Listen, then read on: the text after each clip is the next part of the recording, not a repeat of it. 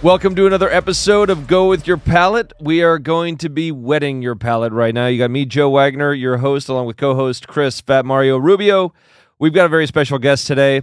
We've got Liz Thach. She's a master of wine. She is an educator, professor at Sonoma State. And her story is absolutely amazing. Her journey through wine to be at the top level, the first female master of wine on the West Coast. And we get to talk deeply about some stuff I wasn't expecting. Not only are you farming your own grapes, making your own wine, you're also trying to dissect people's palates and the individuality that comes with it. Very cosmopolitan. She's been to 78 countries. We get to hear a lot about not what's only going on in our neck of the woods of the wine industry, but also around the world. Enjoy the show.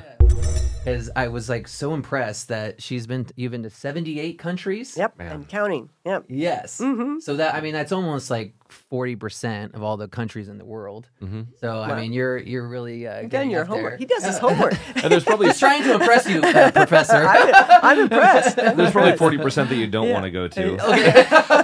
And that's it. So you That's for started another at the top. Yeah. You started at the top. Yeah. Yeah. Oh, I was curious, like with your travels, you've mentioned France a lot.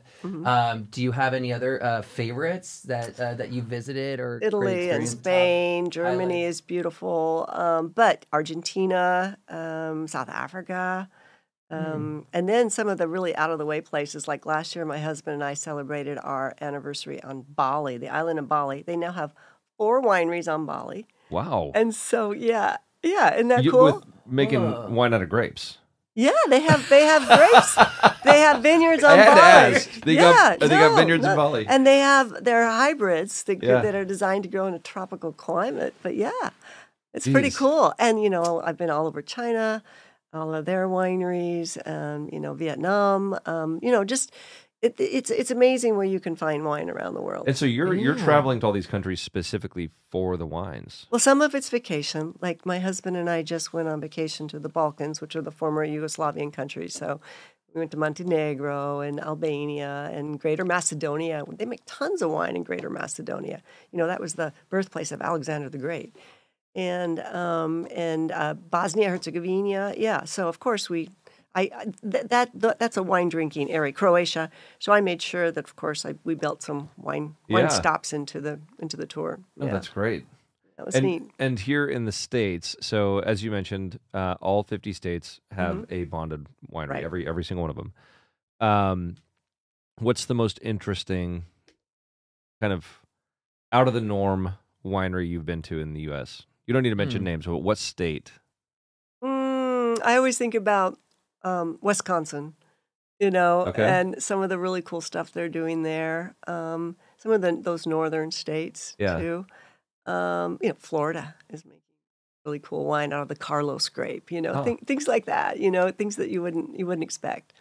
I remember it was one of my very first wine dinners that I was able to do, and it was with Smith and Walensky, Yeah. which let's see, so we did a tour with them, and we had just launched Belgloss. It was way early on, and it was right after 2001, right? And 9/11 had happened, and so Kevin Zraly, who was I think he was advising them on the wine list at the time, and it was very, you know, we had the Freedom Fries. It was very like Americana was back post 9/11, and so Smith and Walensky, a you know, huge establishment in the steak world in the U.S., right? So they did the All-American wine list. Yeah. Do you recall that? Yeah, I don't recall it, but I love that theme. So they did it. I mean, they had a bunch of other stuff too, but like the forefront of the wine list was the All-American wine list, and they brought wines from every single state. And so I remember the wine dinner. So he had a number of people come out from. I mean, these wine dinners may be 100, 150 people. But there might have been a half a dozen producers. And so one of them, I believe it was a guy from South Dakota. Yeah, South Dakota. One of the oldest wineries is in South Dakota. But he was like only farming, well, he wasn't farming anything. He was going out and harvesting native grapevines in forests and the towns, whatever, and it was all So it was all like just native. Wow. They were all native, and like the wines were crazy. Oh wow! Okay. It was just like a red wine of South Dakota. Oh wow! So it'd be like on a telephone pole of wild grapevine growing up, and he'd go out and harvest it. And so he just had all these like small fermenters that he just collected. Yeah. That was his shtick. I wonder if he's still around, but there were interesting wines. Yeah. I mean, high acid, but like Yeah. Yeah. Well, like, like in New York, up in the Finger Lakes, I'm sure you've been Yeah. there. They make so many beautiful wines out of Native American grapes. So Niagara, let's see, Delaware. They have names that are unusual. Concord, of course, is one most people are familiar with because of the jam. But those are all the native grapes that were growing here, when a long time when the Native Americans were here, of course. And so, and now they've discovered that Native Americans were making wine. I did not know that. Yeah, that was such a cool story down in like Arkansas or someplace like that. Wow. Yeah, look that story up. It's there's North Dakota. Yeah, there's there's North Dakota. Yeah, and Hawaii, of course. They have their wine. Yeah, I did. I actually snuck into their vineyard in Hawaii up on it's in Maui, right? Yeah. Kind of halfway up the mountain, and man, those vines were like a jungle. Yeah. I think they had Syrah planted in this block that I went through, but they probably never go to sleep, right? Yeah. So no Yeah. dormancy. Yeah. You yeah. snuck. You snuck in there. Yeah. You could have just gone to the winery but they grow symphony. Well, I did go to the winery, but then I was like, I want to go see, I wanted to see the vineyard. I went, I drove through the vineyards too. Yeah. I don't know if I snuck into them, but I stopped and looked at them and stuff If like that. they would have came and found you, you'd be, I'm just a Hallie. Yeah. Vineyards and Lost grapes. That's what in we the do, vineyard. Yeah, but so they were planting the symphony grape there on In Maui. Hawaii, Yeah, okay. because it's a hybrid, because it's designed to. The table grape? Well, it was invented by UC Davis. Okay. Symphony grape, and it's beautiful tasting. It's a hybrid of like something very aromatic. I don't remember Gewürztraminer or something like that, or Moscato, and then something else. And it grows well in what is it? Art just brought it up White here. wine, California crossing of. Oh, it's Muscat. That's the one. Muscat and Grenache. Yeah, okay. and it's delicious and it grows well there. So I know that was Thank one you, of the Art. ones they were making. Yeah. Wow. I have not had that one. I'll There's have to try that. so many different grapes, and then all the hybrids too. Because grapes are promiscuous. They love to have sex, create new varieties. They are. No, it's They true. do. Pinot Noir is the Why? You got Art smiling. Very promiscuous. I will say Pinot Noir is the biggest of the, if you want to call it like a whore of a variety. It is. It does it. It is. clones itself all the time. Yeah, it has tons of mutations. Oh, okay. So what I found really interesting was with Pinot Noir, my journey through Pinot Noir was seeing how these clones, you'd plant the same clone from the same source in two different areas. Yeah. So like what I saw was like Santa Lucia Highlands and West Sonoma Coast. Yeah. I bet. And so you'd assume you're going to get the same kind of looking vine and everything. They grow completely different to the point where I think if I took cuttings off of those after a decade of growing and then planted two vines side by side, they would almost be different looking vines altogether. Because they adapt, especially Pinot. Pinot is so adaptable and adapts to where it is. I think people don't recognize that evolution happens way faster, or adaptation and evolution happens way faster. We think of hundreds, thousands of years, right? It's like not even. Maybe for humans. But no, pretty close. But it's really fascinating. Yeah. It's interesting. When I was in Champagne, I was visiting Roeder and the Cristal vineyards, and they're trying to put more diversity of clones now.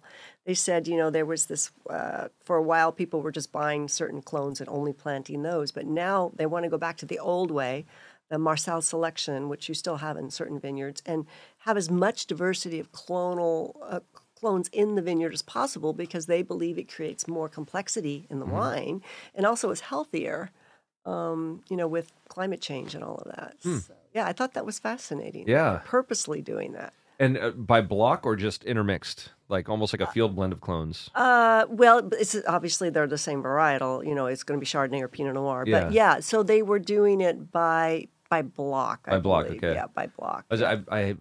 I think that's an interesting idea, though, where if you put, maybe a number of Dijon clones just all interplanted and just And see what let it go, see what happens. and see what happens. Yeah, no, I thought it was. They also believe it's going to help with climate change.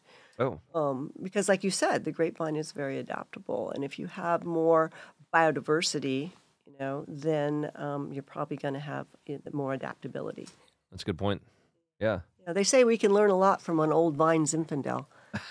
No, seriously, they've been around over 100 years, and they've still survived, and they've seen 2 world wars, and they're still with us. Yeah, fires and everything. Your heart's in Zinfandel, isn't it? I love Zin. Yeah. I'd love to see Zin have its comeback. I would too. Same. But it's like with anything else. Like if it had its comeback, then you'd have all of the big guys planting huge volumes of it in the Central Valley and bastardizing it again. Oh. I mean, there were some really good Zins. Like go back into the 70s, and those wines still hold up. Oh, I know. I just did a tasting at Ridge, Lytton Springs, where we went back and tasted the wines from the 70s and the 80s and the 90s. Blind tasting, I could have sworn I was drinking an old Bordeaux. Yeah, they're I mean, great. It was just amazing. Everybody at that tasting was blown away. Yeah, and they held up. They're fresh. They're elegant, complex. I talked with Shauna Rosenblum. She's the new winemaker there, and she's like Zen queen, you know. And she was telling me they've done some experiments, and they've really realized that old vine Zinfandel especially can age well, whereas like just a younger Zinfandel vineyard just doesn't seem to have that staying power. It's too flabby and probably doesn't hold up. Just too fruity, and it doesn't have the Ridge structure. has really produced some amazing you're not wines kidding. through the years, and then when there was that influx of Zinfandel, and you had Ravenswood, Rosenblum. What was the other R? Renwood? No. Well, Renwood is one also. Renwood, but yeah. And then they were sold, and then they were just mass produced. Yeah. And then that was the fall of Zinfandel. But no, some have stayed true to their guns. Ridge is one of them. Yeah, thank goodness. Yeah. They're preserving a piece of California history that's really important. I didn't know that's what. I actually didn't know that about Ravenswood. Is that what happened? They got bought out. Yeah, I think Constellation bought them. Yeah, Constellation bought them, and then. But you know, they still kept some of their really special old vine, I guess single vineyard designates, field blends. Joel Peterson still kept some of those.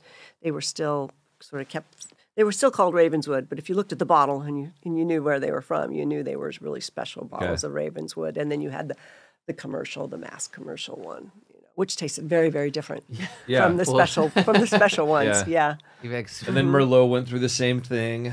Yep. Unfortunately, that's what happens. Somebody exploits something, and then it just sort of it's to what word I'm looking for. Just all there's a word for it. Monotony. Yeah. I guess it's like everything is the same. It tastes the same. Well, you always mention we go back to even the impact of say film like Sideways. You know, once Sideways hit, it was great for Pinot, and it just like was the finishing blow for Merlot. Yeah. But Merlot's coming back now. Yes, I was just gonna say. We always love a comeback too. I think, and it seems like it's pockets. It's it hasn't like hit full scale comeback yet, but you're seeing these little signs of Merlot. And it's so delicious. Gosh, you go back, you get a nice bottle of Merlot, and you're like, wow, why aren't I drinking more of this? You know. Well, and I think that the flushing of the system has assisted with that. Where did it give rise to the red blend category? So they took all that Merlot, all that Zinfandel, all that Syrah that was just like sitting on the vine, and they're like, we'll call it a red blend. God damn it! It's still what people want to drink. They're like just like on the jungle juice of the wine world. Thank goodness for wine marketing and marketing genius. Making wine. I mean, that was a good as long idea. as people are getting into wine. That's all. That's what my hope is. If you like Apothic Red, go for it. But that'll hopefully start your journey. Yeah. And then you move up. When I was talking to Liz earlier, and it came up about the name of this podcast. Go With Your Palate. It actually started off with like the brand Maomi was in its heyday, and we had just launched Copper Cane, and we were going to be doing some advertising with the Wine Spectator. And so we were kind of coming up with a tagline. And so I was talking to these two guys, Don and Ken, that work for Shanken Publications, and they're like, just give us 5 ideas that like what embodies what you're trying to do with Copper Cane. And one of them, so I wrote those down and sent it off to them. And so we had a follow-up call. And one of them, let me preface this. I've always had a tough time with critics and sommeliers. Not personally. My wines have had a tough time with critics and sommeliers. Oh, your wines. Okay. Which then in turn had me personally having a problem with them. But he's working through it. Understandable. So I started off my career with like sub 80 scores in the Wine Spectator for Balglass for like sorry. 3 vintages, Really? like 77s, 8s. Oh my gosh. Yeah. And it was like I'd be out on the street and tasting wine and having people like, buyers actually like, no, this is actually really good Pinot. Mm-hmm. I was like, well, thank you, but I'm sorry about the score. I don't know what to do. But then Decanter is giving it good scores and whatever. Yeah. So like, Jim Lobby just had a wild hair up his ass to, he didn't either like my wines or me. Anyways, that's where kind of it all started. Mm-hmm. So one of those points of that list of 5 was screw the Somm. You actually said that? So, wow. Whoa. He says a lot of things. So I wrote that on that piece of paper and kind of gave a description. And so they dialed into that and they're like, we want to know more about what's behind this. And I was just straight with them. I just said, this is counterintuitive to what you guys do. You guys are a ratings publication. And I'm basically saying anybody who's giving you a singular opinion is not doing a service for the customer. Like it's about opening their mind up rather than just having, one critic say, this is a 98-point wine and everybody following suit, right? And told them the story about sommeliers as well, kind of like the what I call like the militant somms that are like, you have to try this on the menu or whatever, like disregard what the consumer actually wants. And so at some point in that conversation, I said, it's really just about going with your palate. And they were like, that's the line.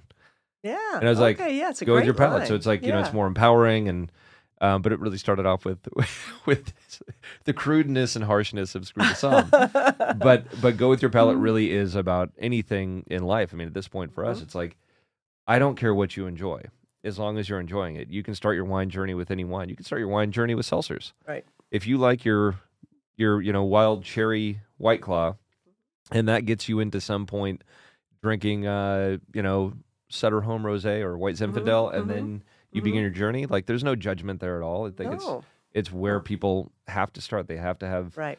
You don't just jump into like a Well, you're high-end Napa you're cab. exactly right. And talk about diversity. Palate diversity is huge. They say everybody has a unique palate, like you have a unique fingerprint. And we're all different, and it's all it's genetic, and it's also environmental, how we are raised, and so forth. Number of taste buds on your tongue, but all that can change over time. And so what our research found was that you have some people, 30% of the population, and this is the U.S. population, it differs by country, gravitate towards sweet or semi-sweet wines and always will stay there. My mom's one of those. And then you have other people like me starting with semi-sweet wines. That's where I stayed there. I didn't like big cabs at all when I was younger. I was just like, no, those things taste too harsh. They're too strong, And then I slowly started having it with food, and it's over time. It's sort of the wine journey. And my palate changed. I still love a beautiful semi-sweet wine, or sweet Sauterne or something. Yeah. But now I also really enjoy all the rest. And so then you have these other people who will sort of make this wine journey. And we sort of created it's like a circle, really, because you can go back and forth on the circle. And it's just who you are.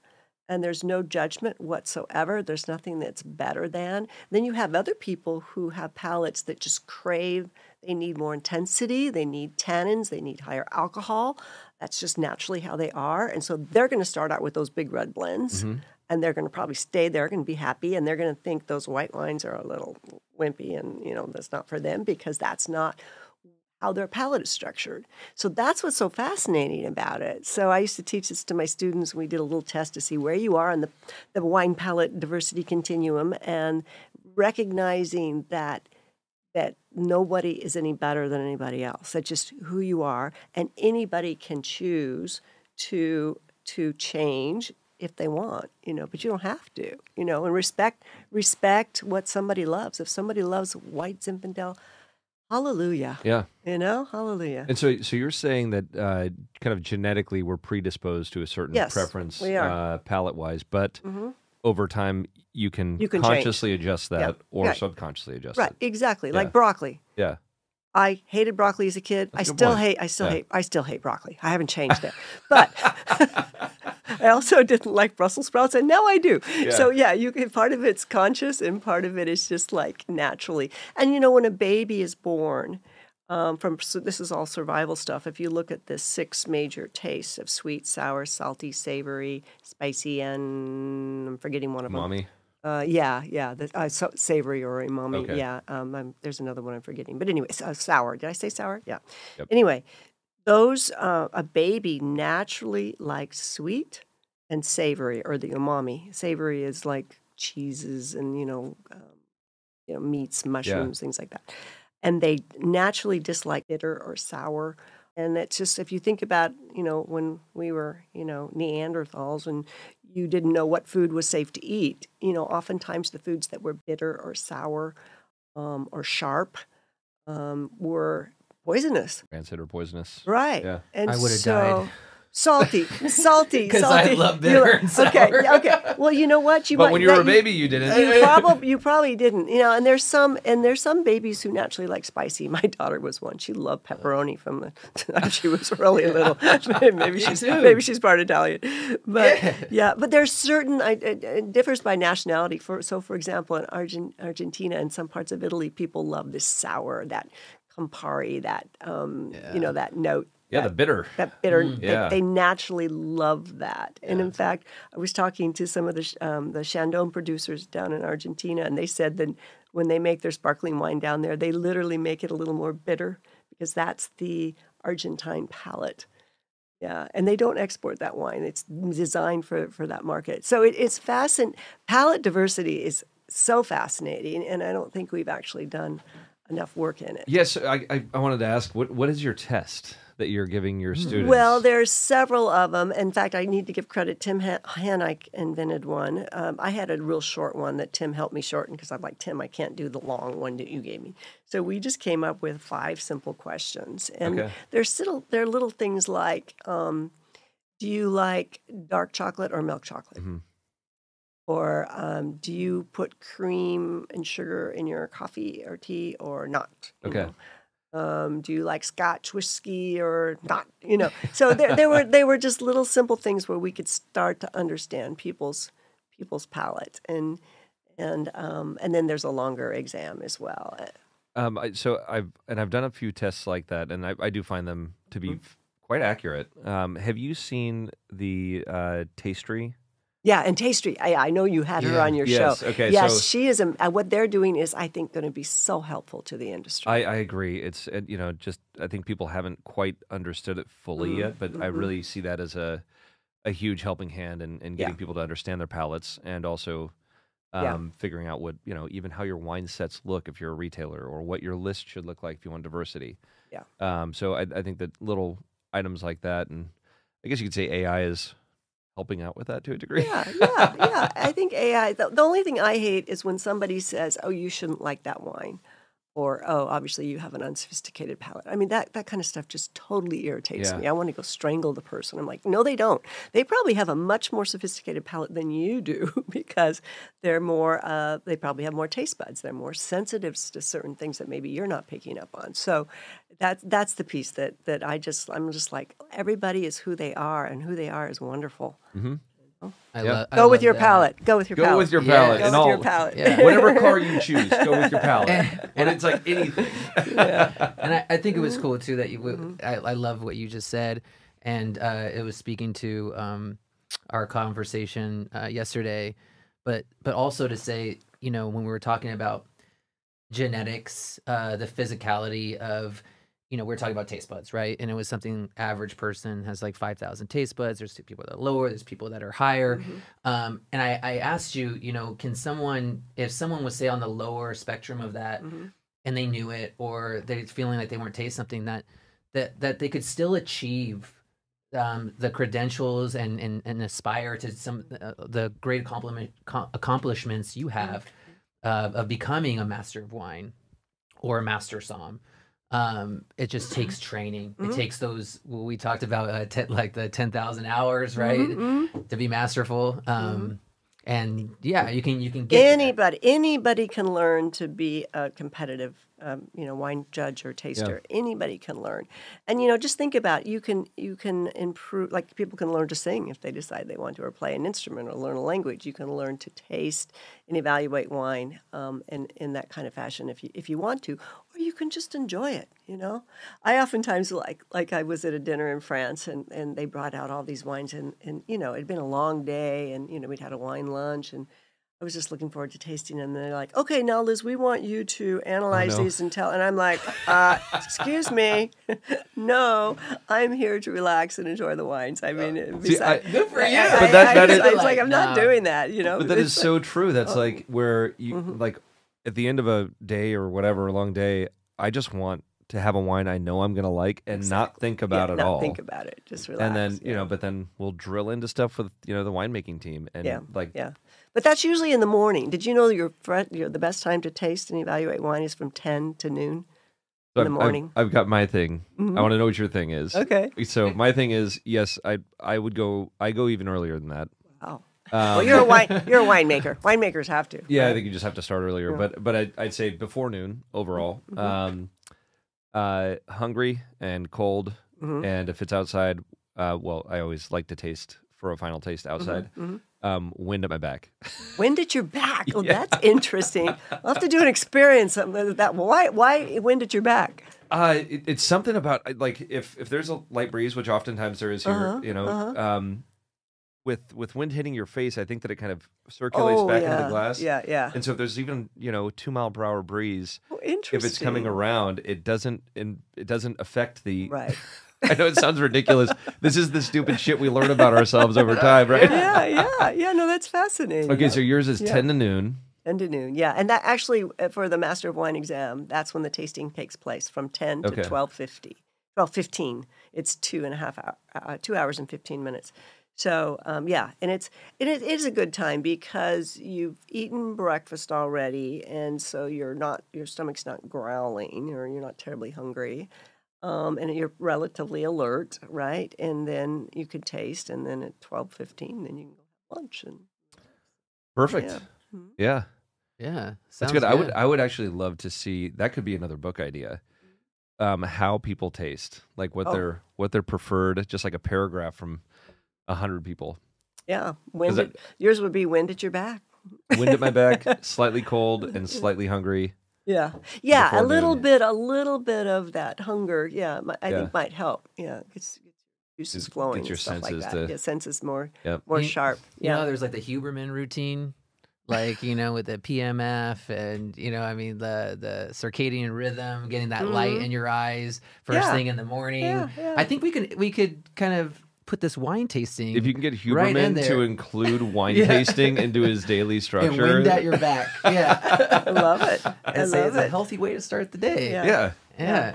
I know some people used to calibrate their palate, though, in the morning. So, like, you'd have a sip of champagne, swirl that around and spit it out, because that's going to have a high acid and it's going to calibrate your palate for acid and things like that. So, or you know, in dryness or sweetness or stuff like that. So there's different ways people do it. Yeah, everybody's got their little thing. You have done a great YouTube video out that you had explain the difference between Master of Wine and a Master Somm, say. And so I was wondering if you could just talk a little bit about that, because since we're talking about the tasting and maybe how you prepare for tastings professionally, there's like 3 requirements once you're going through the finals of a Master of Wine. So they're both equally tough exams, but they're very different. So the Master of Wine exam is 4.5 days, and you're tasting 36 wines blind and writing 14 essays. And then and it has a 90% failure rate the first time people take it. I mean, very rarely does anybody pass the whole thing the first time. But you can pass half. You can pass the writing part or the tasting part. And I passed the writing part the first time. It took me 2 more tries to pass the tasting. The MS, on the other hand, there's a written part that I think it's about a day long. But then their actual tasting is verbal. And so they've got 30 minutes, and they're put on the spot, and they get 6 wines in front of them, and they've got to nail them, and somebody's shouting questions at them. So it's very different. Ours is all written, and theirs is verbal. And then, of course, they have the showing, you know, how to open a bottle of champagne and things like that they have to do. But so they're and that's because a somm is talking to people. They need to be very verbally, eloquent, and to be able to just think on their feet like that. Whereas when the MW, we're writing everything. MWs are usually people in the trade. So a lot of MWs are importers, distributors. We have winemakers who are MWs. You should apply. Oh man, yeah, you maybe should when my apply. kids are all out of the house and I have a Yeah. little more time. Yeah, educators. I could tell that 14 I essays. you had me really at the was four- attracted you had me to at you. the 14 yeah, 14 essays. essays. Okay, then we Do I, have didn't finish. do I have to handwrite them? Well, we used to. We Okay. used to, but now they let you type. And then when you're done with passing the exam, which can take some people up to 10 years, once you pass it, then you have another year of writing a research paper. Oh. Which you have to pass that too. I did not know that. It's like getting a Does it need to it's be like original getting a research? PhD. Yes. Okay, yes. so you have to you're do pretty it. much doing a dissertation. You're doing like a mini dissertation. yeah. Wow. Yeah. It's like, I forget how many pages or words it is. And but so yeah. all of that effort and finally getting that, Yeah, what it's a lot of what are effort. if there are people that are aspiring to become an MW, what are the most common routes to turning that into a profession that you've seen with other MWs? Well, people who I've seen this with the MS too, because some of my students have become MSs. Like Ian Cobble was one of my students.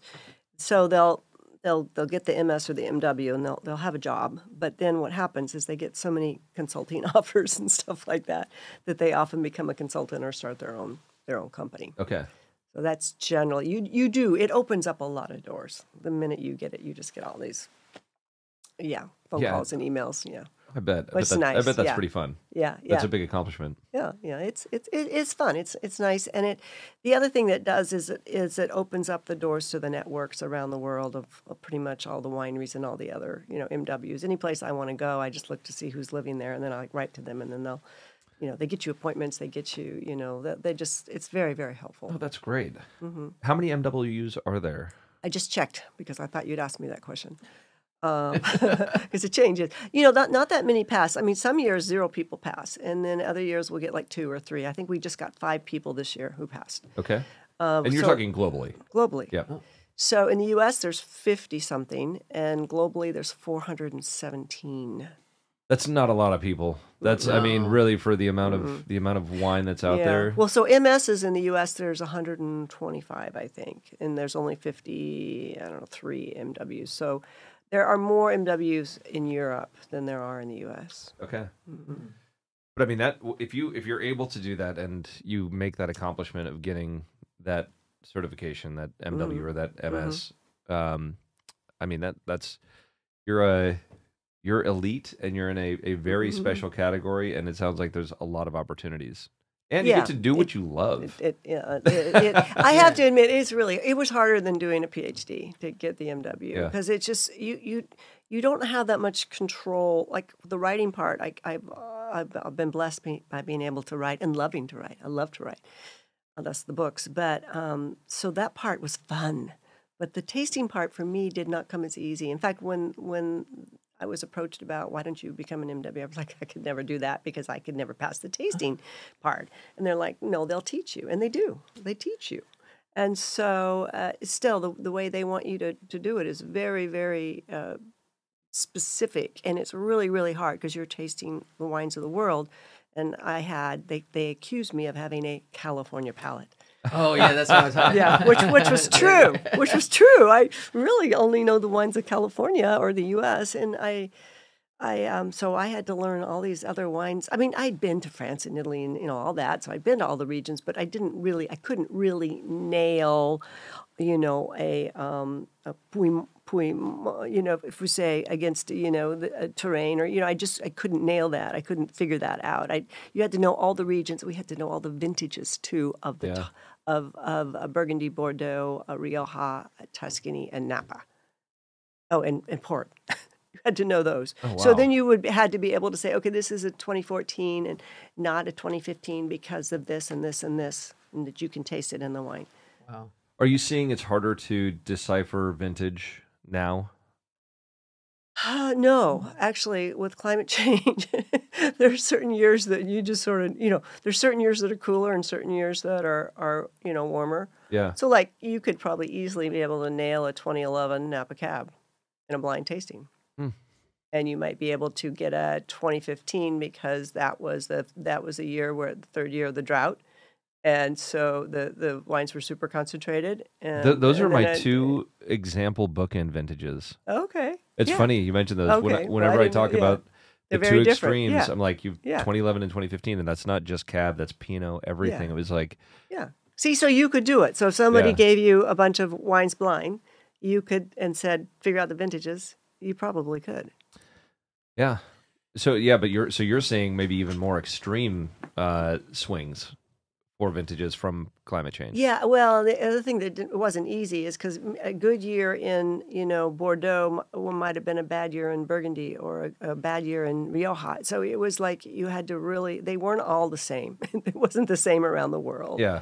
What happened. Some years Italy gets wiped out with rain and their wines are lean, and then other years they have sunshine and they're much more, fruity, fruit forward, which is not that common in Italy. But anyway, so there were certain regions we had to know the vintages, and Napa was one of them.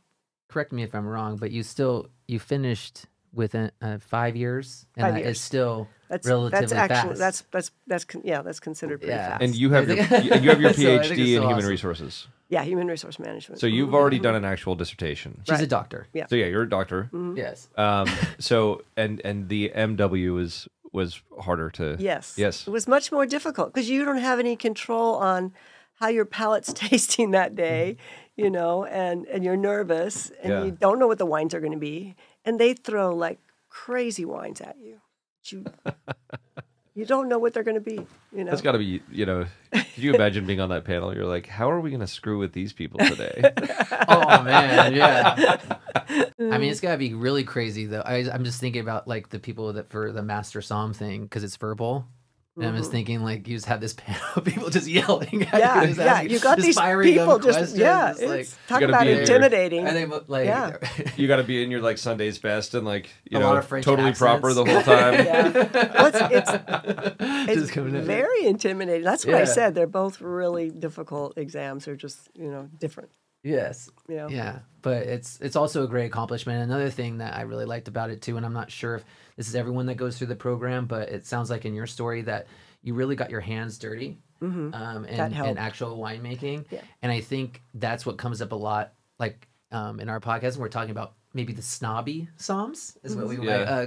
might call them. But there's a lot, I think, of people that, they can do a lot of the book work, the book study and stuff, but maybe they've never worked a harvest or they've never actually really made their own wine. And know what it's like and all the blood, sweat, and tears that goes into that. And then you might get someone, I don't know, like let's just make the angry Somm maybe on social media who's just trolling people and throwing out, garbage with no backing to it. And you kind of want to ask these people, well, have you done it? Have you really put the work in to know what that's like? Because I think there's definitely a lot of education to gain, and obviously something that's been passed with you through generations, right? Even your kids want to get into the wine business. Yeah, we've tried to get the Angry Somm to come up here and actually produce, like work in the winery for a couple days and like see what we do. Like we're pretty open book about it. Like you can choose to make your wine like this, or you can choose to make it a totally different way. Right.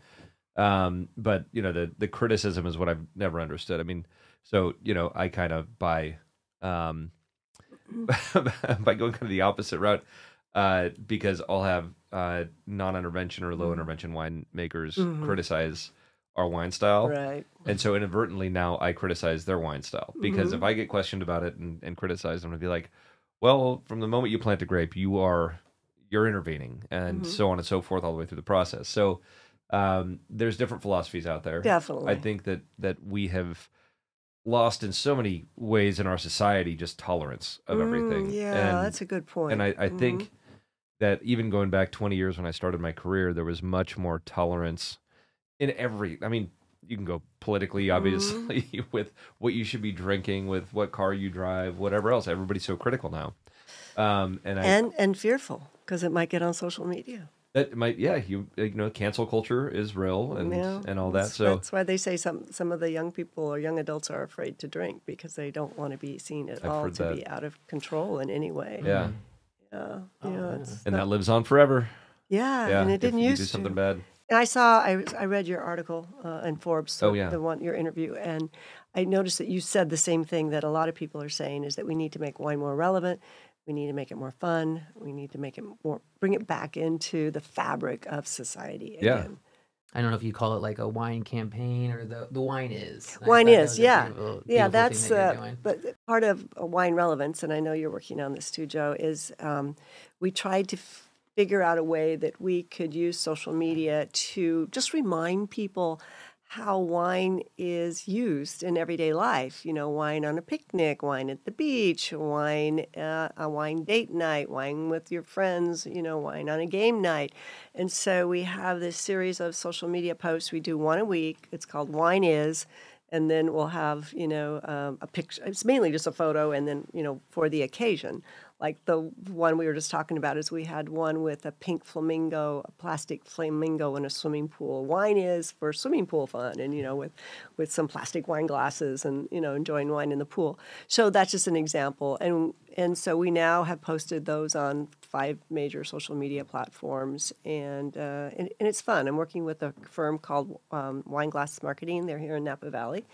And we ended up winning an award for the campaign, for social media campaign, just trying to raise awareness of wine is not stuffy. It's not just an elegant dinner. You know, Yeah. it can be used in all of these different ways. There's so many ways to take the story of wine, like to your point, that it is, you know, it's just something to be enjoyed. And generally good things come about when you have a glass of wine with your friends and family, right? Right. So, but even getting into the history of it, where I think people forget about that and the importance of the history of wine. I guess, you know, because I'm all open to advertising. Like, we need our Got Milk campaign, or you know, where's we the do. beef? We right? do. We do. And I've heard that the Wine Institute is working on that. So we're just waiting to see what they come up with. That's what I heard too. And, Yeah. Did you ever see that commercial? It was I believe it was a Mercedes commercial. And it was really a well done thing, but it, you know, it was kind of like the first motor carriage driving into this little village in Germany, and you know that everybody's looking at it like, this is the dumbest thing ever. And she goes in and it's a woman driving it, and she goes into a shop and asks for some oil because she needed to like fill the oil tank up, whatever it was. And it was, you know, you kind of got the vibe that it was like, this is the beginning of the future, but nobody believed that it was going to happen, right? So it's kind of the same thing. Where do you go back to the origins of wine? And, Exactly. well, which story do you take? Like, what is your story for the origin of wine? Yeah, I always say wine has been around 8,000 years. It's not going to go away. Yeah, it's not going to go away. It's not going to go away. But right now, you know, we obviously are seeing a dip in consumption. Sales are still up for a lot of people. People are spending more on a bottle of wine now than they used to, but they're just not buying as many bottles. So that's sort of where we see right now. Volumes down, but dollars are up. Yep. Exactly. People want to drink better. You know, health and wellness is really at the top of everybody's mind. Then, of course, we have the anti-alcohol lobbyists out there as well. And so there's a lot of issues going on right now. Inflation. It's an election year.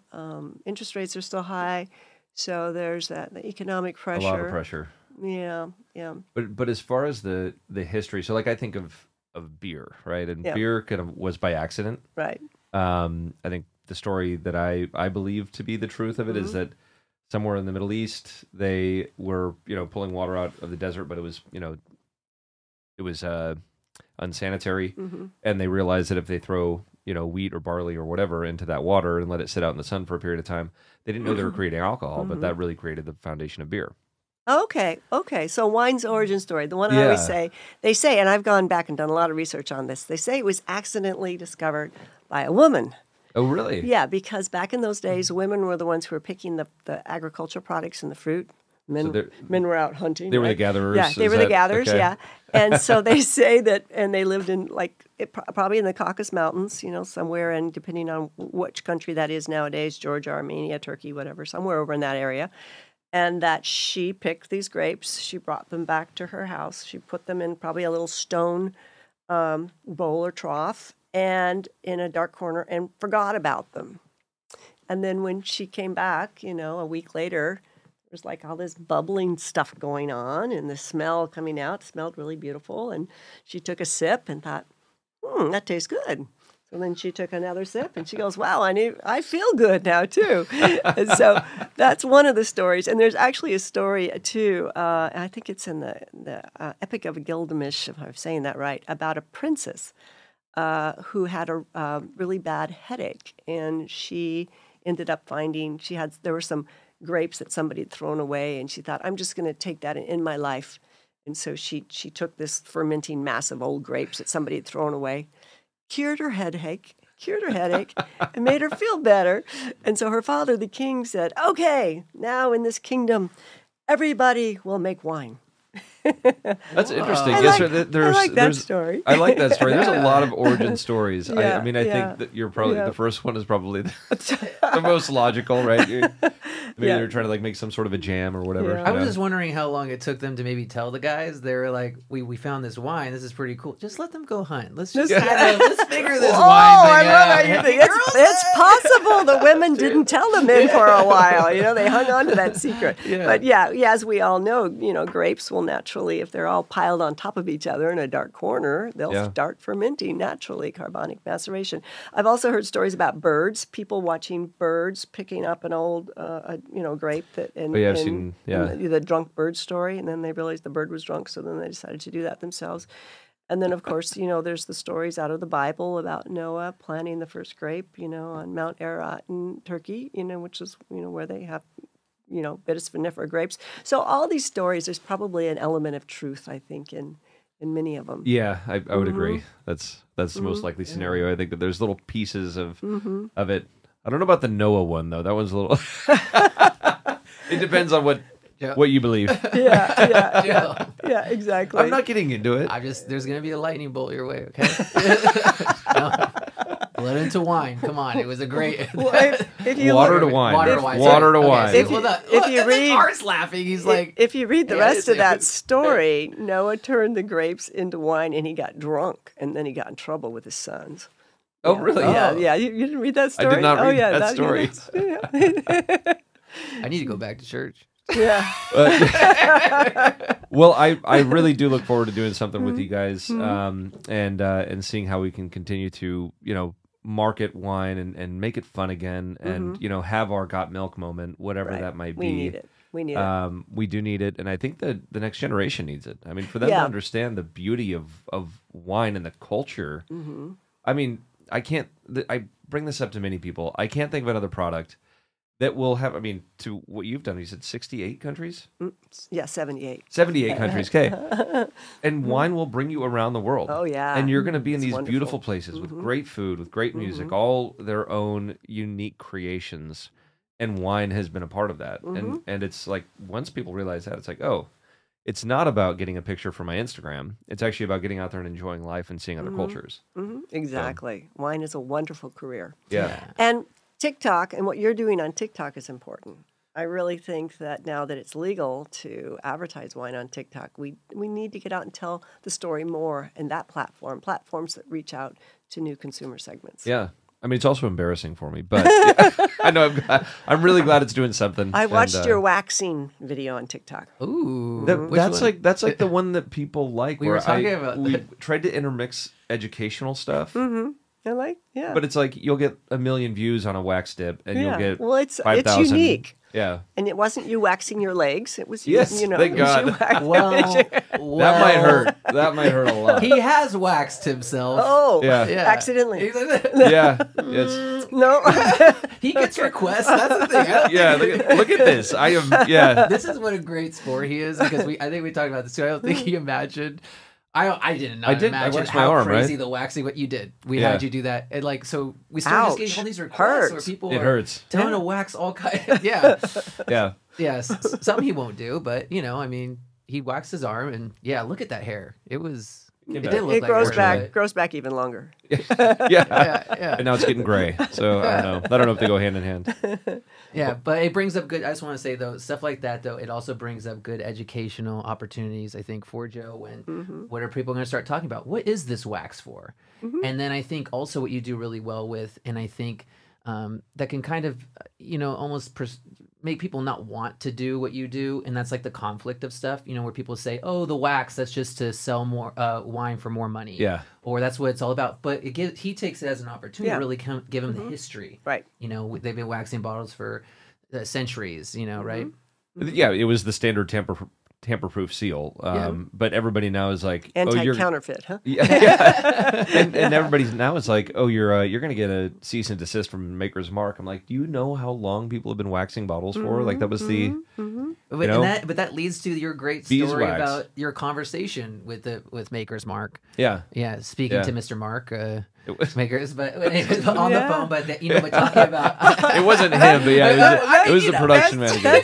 That is a great story. No, Yeah. yeah. And what you're doing is really wonderful, Joe. I mean, you're getting thanks. out there, you're talking with people, you're making wine relevant, and you created some brands that sell really well. So congratulations on your success. Well, thank you. And I have to say thank you to the customers out there. So hopefully they enjoy it and it keeps driving them towards more wine. Yeah, I agree. And Liz, thank you for what you're doing, because thank you very You're much. also doing so much for the industry and inspiring so many. And I think it will be, I must say, I think right now there is a student of yours watching this podcast live in our green room. Oh, really? And Jess Bolton. Hi, Jess. She's in there. Is Jess in there? Yeah. Oh, She was- awesome. Yeah. I just think this is a great story because, you know, she was a student of yours at Sonoma State University. And then from there, she would be working in the business center where I think your paths would cross. Yeah. And then she ended up doing a presentation in your class when she was working at Gallo. Right. And she has been an amazing part of our company at Copper. Yep. I know Joe feels the love there too, and I just think it's great to see that full circle of that's just a slice of life piece of the kind of inspiration that you're giving. So well, thank you. Full circle for sure, but something that just speaks to my heart. I love it when I see my students out successful in the industry. So hi, Jess, and thanks for hiring her. And Jess is doing awesome. She's always been a phenomenal person, student, and now obviously a burgeoning young executive with you. Yeah, and she just she has like rainbows and happiness everywhere she goes. Yeah. She Yeah. is, Yeah. always good vibes. Very positive. Well, Liz, Yeah. thank you very much for being on Go With Your Palate. And look forward to doing It's a some pleasure. other things with you on the Yeah. marketing side. And Sounds great. I think we'll get some good Forward ideas. to it. Yeah, and come Thanks- on back. Thanks for Yeah. having me, guys. Yeah, This yeah. is fun. Thank Yeah. you. Yeah, thank you. All right, you. peace. Signing off.